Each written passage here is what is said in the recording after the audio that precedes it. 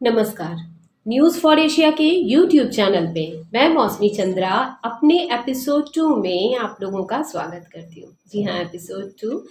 जिन लोगों ने एपिसोड 1 नहीं देखा है, सफ़रनामा विद मौसमी चंद्रा, वो प्लीज़ प्लीज़ ज़रूर उसे देखें और अपने कमेंट बॉक्स में मुझे सुझाव दें, क्योंकि अगर मेरे से गलती होगी तो आप लोगों के सुझाव ही मुझे सही दिशा देंगे। और अगर आप लोग कोई ख़ास टॉपिक पसंद करना चाहते हैं या देखना चाहते हैं या सुनना चाहते हैं उसके बारे में कुछ कहानी या कविता, तो प्लीज़ मुझे कमेंट बॉक्स में ज़रूर डालें ताकि आगे मैं उसे लेकर आऊँगी।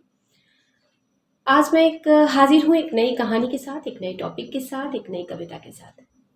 लेकिन कविता के बारे में बात करने से पहले मैं चाहूँगी कि मैं भगवान का नाम लूँ। भगवान का नाम कौन से भगवान का नाम लूँ? चलिए हम लोग बात करते हैं शिव और पार्वती के मिश्रित रूप की। अर्धनारीश्वर, बहुत पूजनीय। हम लोग तो पूजा करते हैं शिव और पार्वती के मिश्रित रूप की, लेकिन जब भगवान ने उसी रूप को, नर और नारी के मिश्रित रूप को धरती पर भेजा, तब हम लोग क्या करते हैं उसके साथ? जी, मैं बात कर रही हूँ किन्नर की, जो आज का टॉपिक है।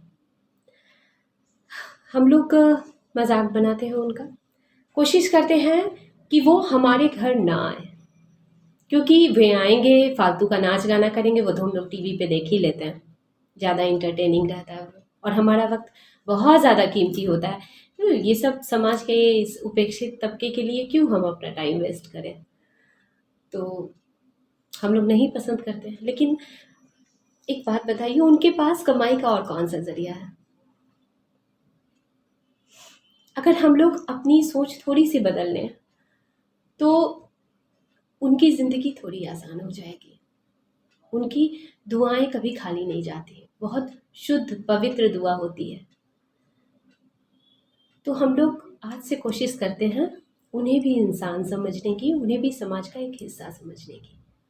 हाँ, कभी कभी हम लोग इसलिए भी घबराते हैं, हमारी भी गलती नहीं है। कभी कभी क्या होता है ना कि हम लोग बस स्टॉप पे हो या ट्रेन में हो और अचानक से 2 4 5 किन्नरों का झुंड आ जाता है और हमें लगता है हमें परेशान करने, और हम लोग भला बुरा कहते हैं इस समाज को पूरा। जाहिर है, जब आदमी परेशान होगा तो बोलेगा ही। लेकिन क्या वो सच में किन्नर ही होते हैं?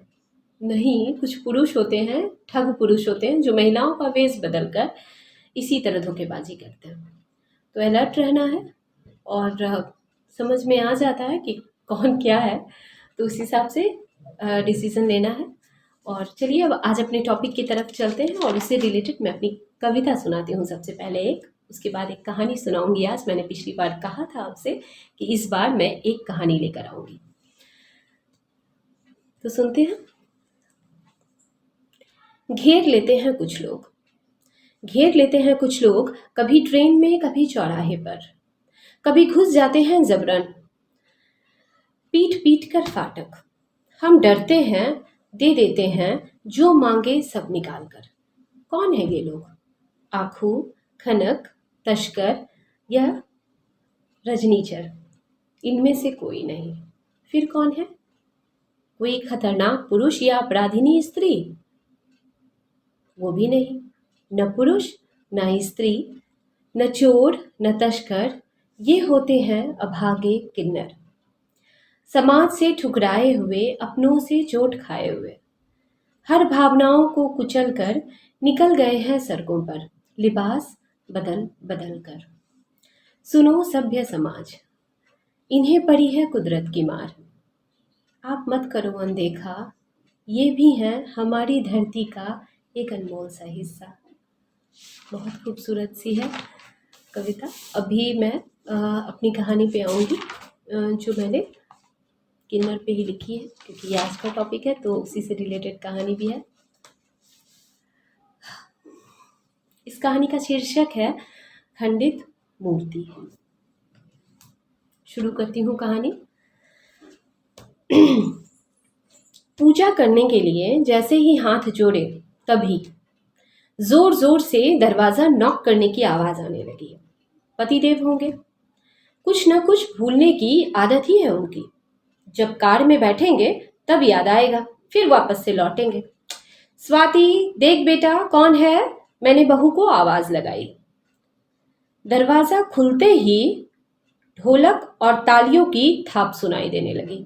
मैं घबराकर बाहर आई तो 4 किन्नर मेरी बहू स्वाति को घेर कर खड़े थे। सुबह सुबह अगर किन्नर आ जाएं तो ऐसे ही डर जाते हैं लोग। वो बेचारी घबराई सी सहमी मुझे देखने लगी। मैंने उन लोगों के पीछे खड़े बिल्डिंग गार्ड को आग्नेय दृष्टि से देखा। बहुत रुका मैडम, पर ये कहाँ सुनती है किसी की। अरे उस पर गुस्सा क्यों कर रही है? बेटे का ब्याह किया है और हम लोग ऐसे वक्त में न आए तो क्या मातम बरसी में आए? लाखों लाख उड़ा देती हो शादी ब्याह में और हमें देने के नाम पे कंजूसी। चांद सी बहू आई है, हम तो नाचेंगे, तुम भले रोको पर हम न रुकेंगे, उन लोगों ने कहा और लगे दुआओं की गीत गाने। इतने गीत गाए कि आसपास की सारी महिलाएं इकट्ठी हो गई। उन्हें इस तरह झूमते देखकर मन में कुछ चुभने लगा। ये किन्नर सबके लिए इतनी खुशी से नाचती है, गाती है, पर इनका खुद का जीवन। सब डरते हैं इनकी दबंगी से। पर अगर ये दबंग ना होती तो क्या समाज इन्हें जीने देता? कभी भी नहीं। अगर सांप फुफकारे नहीं तो वो ऐसे ही मर जाएगा।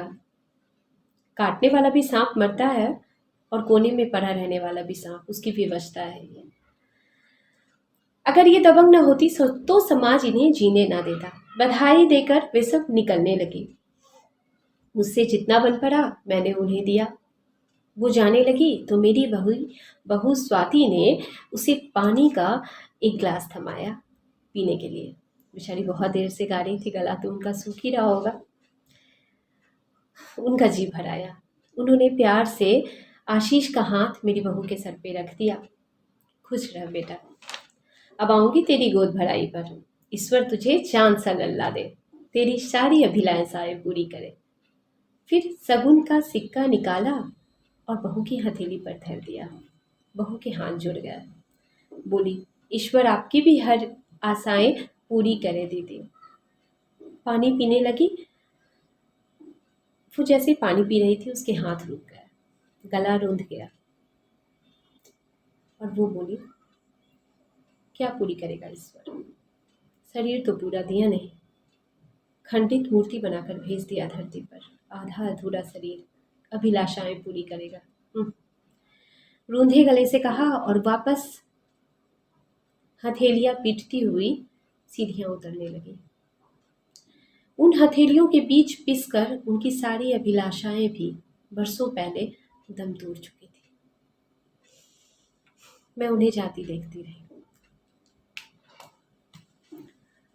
तो ये तो लघु कथा थी। अगली बार फिर मैं एक नए टॉपिक के साथ आती हूँ और कुछ नई कविताओं के साथ। अगर आप लोग फिर से मैं रिपीट करूँ, अगर आप लोगों को कोई ऐसा टॉपिक चाहिए जिस पे आप चाहते हैं मुझे सुनना तो प्लीज़ कमेंट बॉक्स में ज़रूर लिखें। और आप लोग स्वस्थ रहें ऐसी मैं कामना करती हूँ।